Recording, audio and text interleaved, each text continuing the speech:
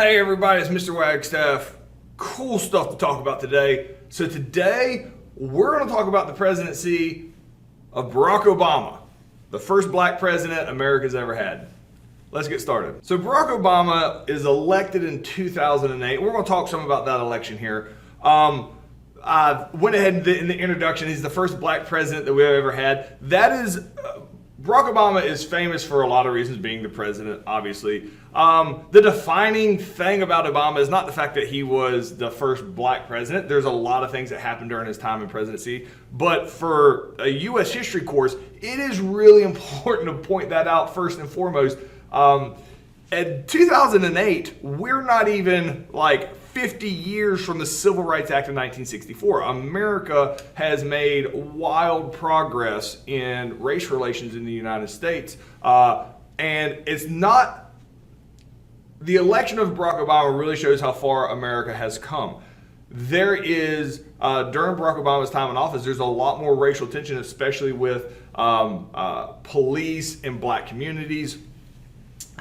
So while Barack Obama being elected and being a black president is incredibly important in American history and really is a big, trophy for America that we have, progressed through racism, this does not mark like the end of racism in the United States by any stretch of the imagination. But it is a very impressive feat for us as a society of how we have grown over the course of this entire United States history course for this to have happened.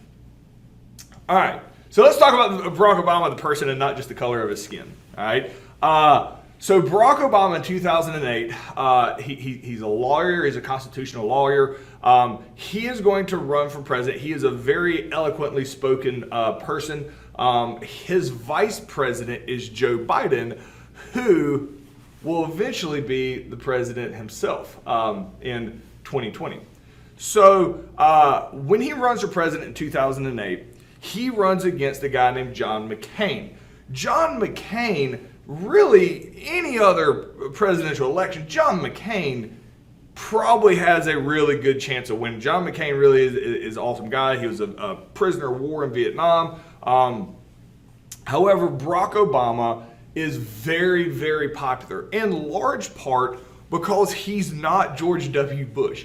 George W. Bush had like an approval rating of like 25%. So John McCain's going to run as a Republican, but the fact that they still want to continue these wars in Iraq and things like that really make John McCain kind of have to separate himself from George W. Bush, who is the other Republican.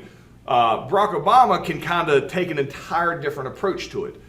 So you would think that Barack Obama is going to win in a landslide here because he's really popular. People are really excited about him. People aren't happy really with Republicans and George Bush. This is the election in 2008. It's 365 to 173, which is a landslide kind of in modern elections. This is nothing like 1984 with Ronald Reagan, where everybody voted for him. We probably will not see like what happened in the 1980s with Ronald Reagan. We will probably never see that again. While everybody kind of united behind George W. Bush after 9/11, once that united front dissipates, America really hunkers down into Republican and Democrat. And basically the way these states voted here, outside of like Pennsylvania, Ohio, North Carolina, Florida, which are called swing states where it's like real close if they're Republican or Democrat, most of these states don't change their votes one way or other. Because of that, America becomes very partisan or divided politically. But Barack Obama wins in 2008, and by modern standards, 365 to 173, this is a landslide. So the newspapers, Obama makes U.S. history as the first black president. It is a huge acknowledgement of us as a people that we are way less racist than we were previous. Because the idea of a black president in the 60s or 70s, it was just be incomprehensible. So this is Barack Obama being sworn in. Standing next to him is Michelle Obama, his wife. There's a couple crazy things that happen here that are really important to Barack Obama's presidency. So there's this thing called the Nobel Peace Prize. Whoever contributes most to like world peace each year gets the Nobel Peace Prize, and it's like some like, I don't know. There's a wild list of very influential people throughout history that have received the Nobel Peace Prize. Barack Obama gets it here. Nobody's more surprised about getting the Nobel Peace Prize than Obama himself. He's like, I what? I won the Nobel Peace Prize? So yeah, when he gets elected, the world basically votes to give him the Nobel Peace Prize. He's like, okay, I mean, he's not going to say no to it, but he realizes he hasn't actually done anything to earn this. So why did he get the Nobel Peace Prize? Honestly, he's not George W. Bush. The rest of the world is really terrified after the preemptive war in Iraq, and Barack Obama comes out and says that's a completely unacceptable way of doing things, and taking America in a new direction. The rest of the world is basically not afraid of getting invaded for no reason now, and the reaction to that is basically give Barack Obama the Nobel Peace Prize. He's like, oh, okay, I'll move here so you can see the Nobel Peace Prize, a little medal. Well, by doing this, it puts a lot of pressure on the president. You basically won an election. Here's your Nobel Peace Prize. The expectations for what a Barack Obama is expected to change in society, like they think this guy's so different, he's got to fundamentally change America from the ground up. And he does come out and he has new ideas and does try to make progressive changes in society. But while there's always people that don't like the changes that are made, like he literally runs on the platform, his motto is hope and change. That while there's always people that are against the change, there's some people that want this like wild, extreme change in society that even Barack Obama, who is a moderate, is like, yeah, we're not going to go to that level of extreme. And I say moderate by liberal and conservative based on the world stage, not America's stage. So it becomes pretty obvious. I remember myself when he got elected, seeing he got the Nobel Peace Prize, I'm like, man, the expectations for this guy. He literally got a medal for what his expectations are for him. There's no way you're going to be able to live up to these insanely high expectations that have been given to you by winning the Nobel Peace Prize. On top of that, this is a thing that happens up to present day, and it is why we're never going to see these overwhelming, everybody agree on a president thing anymore. It's always going to be very close because we have the information age with the internet, 24-hour news programs and cable TV, which is real big here. Now it's just the internet and social media and where you get your news from. There is 24-hour news channels. Well, there's not always exciting things to talk about for 24 hours. So you know what people talk about? The president. The reason they talk about the president, and they really only seem to talk about the president, is because 24-hour news channels like CNN, Fox, MSNBC, these television programs, they are nationwide. The only elected official that affects everybody in America equally is the president. So they exclusively seem like they talk about the president. And that tends to make people think the president is actually more powerful than he really is. And to get people to watch, because people like controversy. You can claim you don't, but people don't want to turn on the news and people just read off a list of things the president did. They want to hear people give their opinion on it, and they basically want their news channel to reflect their existing opinion. That's called bias. And everybody in America, and all the news programs swear they're not biased, but America pretty much knows that they are. Fox is going to be pro-Republican and anti-Democrat. CNN has a much higher tendency to be pro-Democrat, anti-Republican. And by doing this, you're basically pitting Americans against each other and causing more divisive nature. So Barack Obama is the first one that experiences this. No matter what he does, half the country's going to love him and half the country's going to hate him. And you pretty much see that from the president here through the end of the course. it doesn't really matter what they do. They're going to have wild support by half the country and, are adamantly disliked by the other half of the country. And the news makes this a thing. So trying to come up with compromise on other sides is not really in the nature of the news programs. They're trying to get you to watch it. And people like to watch controversy, so that's what they put out. So the question here is, explain how the Nobel Peace Prize and the rise of 24-hour news channels made the job of the presidency even more difficult than typical for Obama. So pause me, answer that completely. We're moving on. All right. Obamacare. I say that because I lived through it because we're getting closer. You may have never even heard of it. I'll explain to you what it is. We got to kind of start back here in the early 90s with Hillary Clinton. This was the wife of Bill Clinton. Hillary Clinton is not your typical first lady. She herself is a very skilled politician. Her job was basically to run the healthcare and basically reformat healthcare, find out what the problems are with healthcare in the United States. Because a lot of countries, the issue is not the issue, but the government pays for healthcare. So people don't have to have health insurance. You go to the doctor, the government pays for it. It doesn't cost anything to go to the hospital if you're injured. You don't have to pay anything. Well, that's paid for by taxpayer money. America doesn't do that. You're responsible for paying for your own health care in the United States. The reason America doesn't do that is we spend a lot of our tax money on the military instead of health care. The countries that can afford to pay for their own health care are usually NATO countries that are in like a little gang with America. They don't even have to pay for their military because America will protect them. So they get to have extra money to have free medical care. Free is taxpayer funded. America can't afford to both pay for free medical care and the military simultaneously, so it puts America in a weird situation, especially when insurance and health care just keeps skyrocketing. We knew this in the 90s. Hillary Clinton gets put in charge of basically figuring out how to fix it. The reason that is important is when Barack Obama becomes president, his Secretary of State, the second most powerful person, is Hillary Clinton, all right? And so she comes in as the Secretary of State, and she clearly, working so closely with the healthcare industry, there's all this research and all these ideas that basically come with her, even though she's not going to be in charge of the healthcare part. She's dealing with other countries and stuff. That amount of information comes out through this administration. And Barack Obama, with control at the time, because the House of Representatives and the Senate, they're all Democrats, he passes through a huge, mega deal called the Affordable Care Act. All right?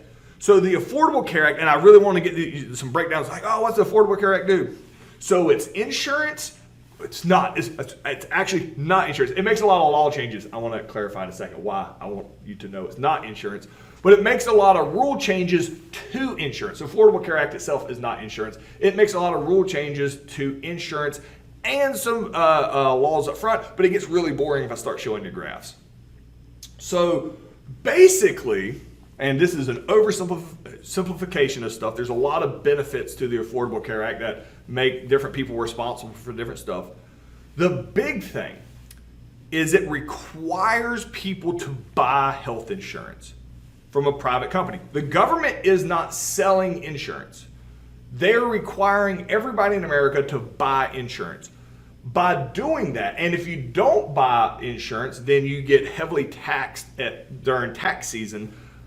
The reason they do that is because people that don't have insurance can't afford to go to the hospital. But if they get injured, they go to the hospital. The laws are you still have to fix the person that went to the hospital, but the hospital gets no money from that person if they can't pay. So what happens is the people with health insurance, their health insurance basically gets charged double for when you go to the hospital, and it also has to pay for the guy who didn't have insurance, which makes the person with insurance, their rates go up. The new rule, everybody has to have insurance. This should make the rates go down for everybody. All right. So there's a bunch of other stuff that is in the Affordable Care Act, but that's the main one here we're going to talk about. The Affordable Care Act is loved by Democrats because anything the Democrats do, the Democrats are going to love because the 24-hour news media is going to say how great it is, the ones that support the Democrats. The news channels that hate the Democrats, I shouldn't say hate, but the ones that are against it are going to dislike it. So it's split right down the middle. The Affordable Care Act ends up getting nicknamed Obamacare. Originally by the Republicans, like, oh, you want Obamacare, trying to like tear it down. The Democrats are like, nah, we're cool with that name. Call it Obamacare. Kind of like Reaganomics with the trickle-down economics. Name kind of sticks. This is called Obamacare. Obamacare itself is not insurance. It's just a nickname for the Affordable Care Act. So the question becomes, can the federal government mandate a group of people to buy health insurance? It goes to the Supreme Court, and there is wild protest on both sides, protest and support. Like, these are people out here outside the Supreme Court saying that the IRS mandate where you can force people to spend their own money to buy something, that is illegal. And then there's people out there that saying, we love Obamacare, everything is great. The Supreme Court ends up ruling that Obamacare is acceptable because it's for the greater good of the people and that it is legal. Now, in the next presidencies, they're going to eliminate that mandate that you have to buy health insurance. So the presidents can change that rule, but the Supreme Court has ruled if the president says you have to buy health insurance, or the federal government says you have to buy health insurance, that is a legal requirement based on this Supreme Court ruling. So the question here is, explain the reasoning behind Obamacare. Like why did we need to change the insurance policies in America? And the controversy it caused in America, like what were people's thoughts on both sides of that? So pause me, answer that completely. We're moving on. All right. So we're a few years into Obama's term in office, and this dude, Osama bin Laden, he's still out there. We never called him. We went in Afghanistan under George W. Bush looking for him, never found him. And we're like, oh, where could he be? Well, we'd had a suspicion. This is 10 years after September 11th, all right? We'd had a suspicion that he is in the country of Pakistan, which is north of India, which is not surprising to anybody, near Afghanistan. The problem is that we're supposed to be friends with Pakistan, and Pakistan swears no way possible we ever keep this bad guy here. Oh no. So we feel like Pakistan's being shady. Come to find out, this dude is living in a compound here in Pakistan, this compound, and we find out that he is here, and he's lived here for years, like not even in hiding, like he's just been hanging out here in Pakistan. So when we get verified information that Osama bin Laden, the guy who orchestrated the 9/11 attacks that killed thousands of people and led to multiple wars, that he's here, Barack Obama makes a decision which you can tell that they have learned from Jimmy Carter's mistakes. So Barack Obama is going to send in the Navy SEALs, specifically a group called SEAL Team 6. They happen to be the elite special forces unit that was the closest nearby, and they got sent in. That's why it was SEAL Team 6. Jimmy Carter had tried to, when trying to rescue the hostage in the Iran hostage crisis, had tried to take people from each special forces and like put together like one unique special force, and it was a huge failure because these guys had never worked together. SEAL Team 6, the idea was, hey, what's the point of training special forces guys if they can't do special forces missions? We got to be able to trust that we have trained them well enough, and that's what Barack Obama decides to do. Is he calls up SEAL Team 6 and sends them in to Pakistan on a top secret mission. This is like this is illegal to invade Pakistan, but Pakistan also has been taking money from America, promising we'll keep an eye out for this Osama bin Laden guy, and they've clearly known he was there the whole time. So it's like, two wrongs probably make a right here. So they send in the special forces, the SEAL Team 6, to kill Osama bin Laden. This is a very famous picture, and this is in what's called the Situation Room. You got Barack Obama sitting there, what they're all looking at is screens of the night vision cameras that are on the helmets of SEAL Team 6. You see Hillary Clinton here with her hand over her mouth, the Secretary of State. You got Joe Biden over there on the left sitting next to Obama, basically watching this in real time as they go through and they're able to eliminate and they kill Osama bin Laden in this raid, and they get out of Pakistan with his body to verify it's him, give him a burial at sea, which is legal in the Muslim religion, so it's not disrespectful and can't cause more hostilities in different regions. So while this picture comes out later after the fact, all everybody knows is all of a sudden their TV comes on one night. And this is about a year before his re-election bid. And Barack Obama, and he comes out the doors way in the back here. On the back, you can say. So way in the back here, he walks out these doors and does this like slow walk down the red carpet. Oh, he was so proud of himself and comes out and is like, got him. And America was ecstatic that Osama bin Laden had been killed. Pretty much, and there's some other drama kind of that happens in his presidency, and we'll talk about it. But really, from this point on, his popularity is going to be high enough that he is about guaranteed at this point to win re-election the following year, which he does. So in 2012, he wins again. It's 538, which is even bigger than previously, but the popular vote was only 51% to 47%. America is very divided, and again, the 24-hour news channels make a living, literally, by encouraging partisan controversy in America. So the question here is, what had Obama learned from Jimmy Carter's handling of the Iran hostage crisis that helped him successfully accomplish the mission to kill Osama bin Laden? So pause me, answer that completely. We're moving on. So Barack Obama ran on this platform that the whole war in Iraq, like, we went in on a lie, we got to get out. So it's kind of touchy because it's basically a civil war here in Iraq. So if we just dip out, we know there's just going to be more fighting. But 3 years into his presidency in 2011, Barack Obama was like, all right, look, there's no way of winning this. They don't want us there. They want us to leave so they can just fight each other. So America in 2011 says, we out. And we leave. And people in America are like, yay, the war's over. And then, again, if there's a good thing that happens and a bad thing that happens, the news is going to focus on the bad thing. So it's really hard to be a president from here on. When America leaves Iraq, there is a new group that shows up that is a very anti-American group, and they're called ISIS, the Islamic State. So they show up, and basically in Iraq is where this starts at. It has been 10 years, and they haven't had running water with functioning roads because America's just shown up and blown everything up. So ISIS comes in these communities and says, nobody's fighting anymore. If you fight, we will kill you. We don't care which side you're on.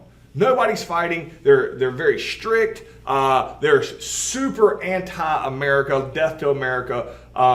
But ISIS shows up and stops fighting in this region because they're the new alpha male here. And they start building things back, opening schools back up. Now, these are girls can't go to school. There's a lot of negatives to ISIS. Tons of them. If they capture people they don't like, it's like beheadings and setting them on fire. It's brutal. But they actually get support by the people in the region, even though they're brutal, because this is the first type of normalcy, and you have running water and electricity comes back on. And so ISIS starts becoming pretty popular in these regions, which shocks America because this is not good for relations with America and any of these countries that ISIS exists in. So when people were asking Obama about the rise of ISIS, Obama, this was a big mistake for him to say this. He says, let me be clear, these guys are the JV team. Like, they're not really a concern. Well, that turned out to be a really dumb thing to say because ISIS is going to start spreading around the world at the time. And they have a huge impact, and this is a huge concern during Obama's time in office. There's really no way of America to go in. It's very much like a Vietnam idea. Like, we're trying to protect people that don't want us to protect them. So it's not really America's place to go in and like try to stop the growth of ISIS because we'll just make it worse since they're anti-America. So it just grows during Obama's time in office, and it's a touchy situation. By 2019, ISIS, because people get tired of being like run by crazy people once they get used to the normalcy, and they started gradually losing support because nobody likes crazy people. So the question here is, why did America leaving Iraq actually cause more tension in the region for America? So pause me, answer that completely.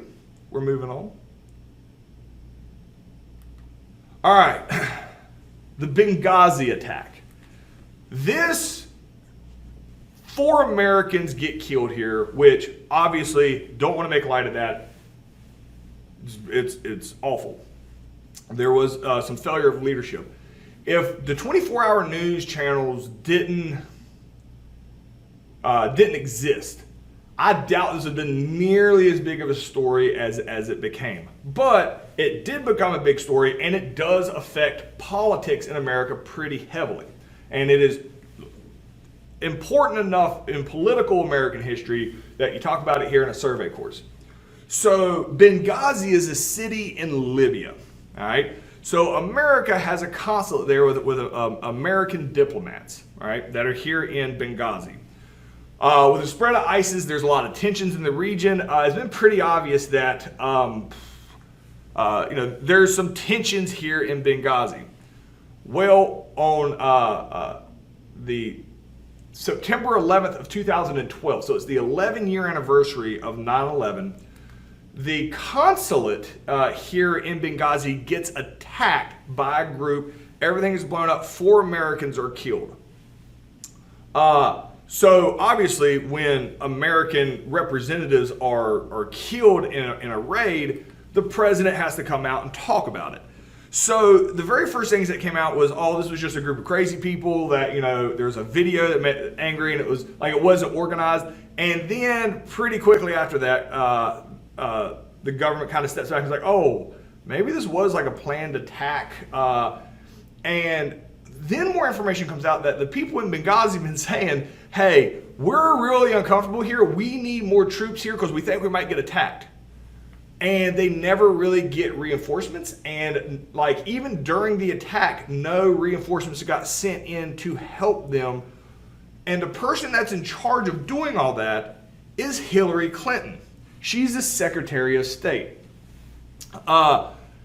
Hillary Clinton, so Barack Obama, he's going to win re-election, and he's in his second term really when all this stuff starts coming out. So there's really no point in really attaching Benghazi to Obama because he can't run for a third term anyway. But people realize that Hillary Clinton, who's a Democrat, is kind of the heir apparent to Obama, that the attack on Benghazi, Hillary Clinton gets blamed for this, which, let's be honest, she's in charge of this as the Secretary of State, these consulates, and there's a lot of evidence that comes out that she did not do everything she needed to keep them safe. So it really hurts her political career. The reason that is so important is because in 2016, when Barack Obama's time is up as president, she is going to run for president herself, and she is a very skilled politician. And she is going to run against Donald Trump, who has like no political experience at all.